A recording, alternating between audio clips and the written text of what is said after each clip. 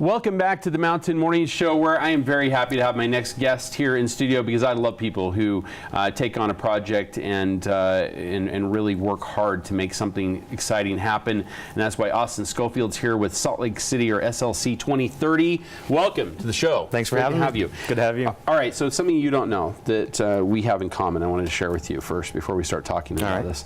And maybe it'll sort of sound a little bit like tooting my own horn, but maybe that's okay in this case. Sure. So back in the late 90s, or I should say mid 90s, I worked very diligently in college on a project that we'd started, going door to door, because I'd watched the games when I was a kid, the Olympic Winter Games. Yeah. And I thought, okay, I want to be a ski jumper and I want to be a bobsledder. I mean, I knew those things. Those are two things I wanted to do. And I was a big fan of ABC's Wide World of Sports, and I saw a lot of Olympic coverage when I was a kid. I'm like, we somehow got to get this. And one of the things I found out, and you know this, is that to bid for an Olympics, you have to build, for Winter Olympics, you have to build the Olympic Park. Sure. It's a requirement. You can't even bid without it. Yep. And so whether or not we got the Olympics, I knew that if we got the bid, they'd build the park that would mean I could ski, jump, and bobsled, which I always wanted to do, right? So in college, I started a project where I went literally, because there was no internet, there was no other way to contact people other than phone, and that's expensive. We went door to door, myself and a few of my college friends in my class, and got the petition signed to get it on the ballot. That's awesome. Yeah. So we worked very hard just to get the bid to happen so that we could get the venue. And of course, I didn't care about at that time whether, I mean, I hoped we'd get the Olympics, but it was way out there as a dream. This is not dissimilar at all from your experience, is it? No. This is really what you're doing. Yeah, it's basically the same thing. It's a little modern day, I guess, with social media, and we don't go door to door necessarily. Right, and you already have the venue built, so that helps. That's right, yeah, for sure. And a lot of excitement for the Olympics. Yeah, it's definitely true. There's been a lot of excitement ever since 2002. We've hosted, obviously 2002 was a great success. A lot of people consider it to be one of the greatest Olympics in history, with turning a profit and everything like that. It's extremely rare for any Olympics, but especially Winter Olympics. It's a lot more expensive to build the things you need for Winter Olympics. And so we've been successful at that. We've hosted several world events since then, World Cups, Freestyle World Cups at Deer Valley, and other events in Salt Lake and things like that. And traditionally, Salt Lake is the #1, and Utah as a whole is the #1 viewing city and state when it comes to viewing the Olympics. At least that's what was most recent with Rio and things like that. So per capita. So yeah, we definitely have a lot of interest, which is going to help you. But again, you've got an uphill battle. Back in 2008, no one wanted the Olympics, and for the 2022 games, we probably had a really good shot, but for some reason, nobody took advantage of that, and it ended up going to China, which kind of put their Olympics almost back to back, which is unheard of. Yes, pretty much. And that was actually the reason why we didn't get the 98 games, because that was actually a chance. We missed that by 4 votes. A lot of people don't realize this. 4 votes from getting the 98 games. And that happened because of Atlanta '96. Right. So here we are again, where we just have this unprecedented announcement of 2 Olympics at once, which they've never done before. They give us the the Summer Games in Los Angeles, which is exciting. And back in the day, we had that in '80, so there was a huge gap for U.S. Games. And then of course Atlanta. And then we subsequently didn't get the Winter Games because of it. Now we're sort of faced with sort of that same problem. We were looking at the 2026 games, and unfortunately that doesn't make real good sense, because it would be pushing ahead of LA.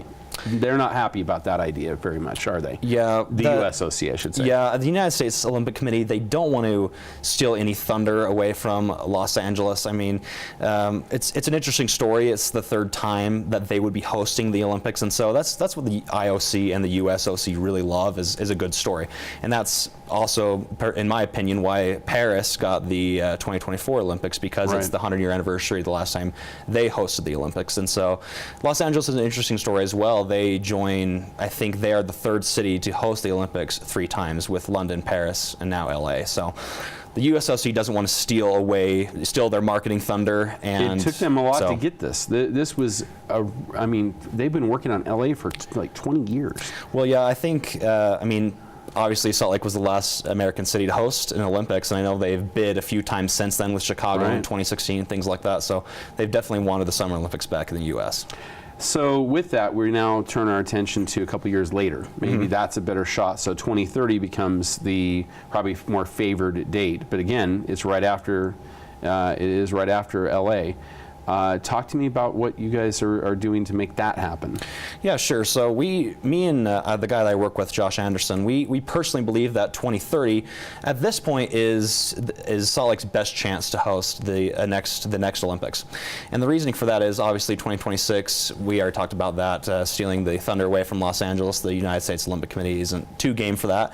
And not only that, a lot of people are concerned with back-to-back years hosting the Olympics, and that is a concern. Obviously, it's traditionally never happened. But if you look at things are changing. Yeah, if you look at the recent history with the International Olympic Committee, the next 3 Olympics are in Asia, and so there's your one traditional breaker. I think this is the 3rd time since World War II that the same continent has hosted a consecutive Olympics. Right. So that's a traditional breaker. Another tradition breaker is obviously announcing Paris and Los Angeles at the same time, and so hopefully third time's the charm, right? Yeah, would be awarding the same country 2 Olympics in a row. So. And it's not. Here's the thing: when I talked to you about the fact that things in 2008 were very different because of the economic collapse, really worldwide. Right.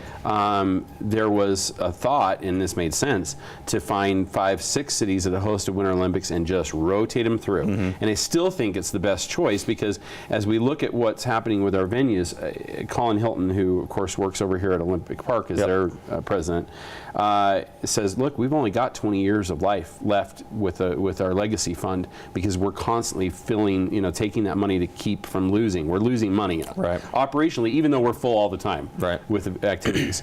So we need something to stimulate that for sure. And where we already have venues and then bringing the Olympics back, it brings so much more money in that it does make quite a good financial.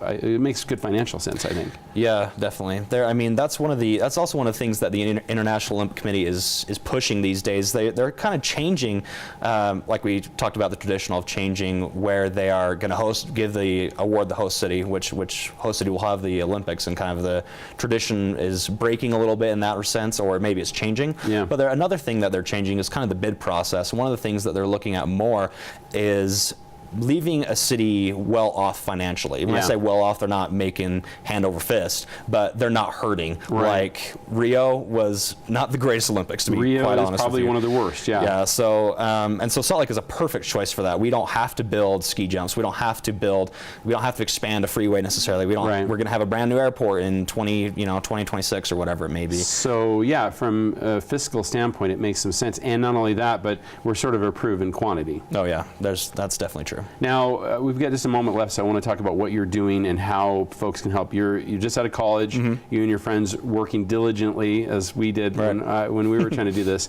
What can we do to help you with getting the interest, at least if not for 2030, for beyond? Yeah, so for sure. So I'm committed to stay on social media, whether it be 2030, 2034, or whatever it may be. And so really what we can use from you and your viewers is really need to go to our pages, follow them, like them. We're on Twitter, Facebook, and Instagram. And it's at the @ SLC 2030, pretty easy across all 3 social media mediums. And so as long as people can go follow us, share our posts, like the things that and really just engage with us and encourage your friends to like us as well, that's another thing that the United States Olympic Committee and the International Olympic Committee look for, as well as local support. And so that's really where we come in, kind of this new generation of social media support is really what we're hoping for. Well, I remember City Hall the day that we found out that we were going to get the Olympics. It was a special day. It was an exciting day. At that time, less than 50% of Utahns wanted the Olympics here, and now it's well over 80% that want the Olympics back. So it's high time that we go after the bid. I want to thank Austin so much, and Josh's compatriot, for making a very strong effort towards this. You can help out by going to their Facebook page and following and helping wherever you can to get that word out there that we have an opportunity to get the games back here yet again. We will be back with the second hour of the Mountain Morning Show right after these commercial messages. You're watching Park City Television.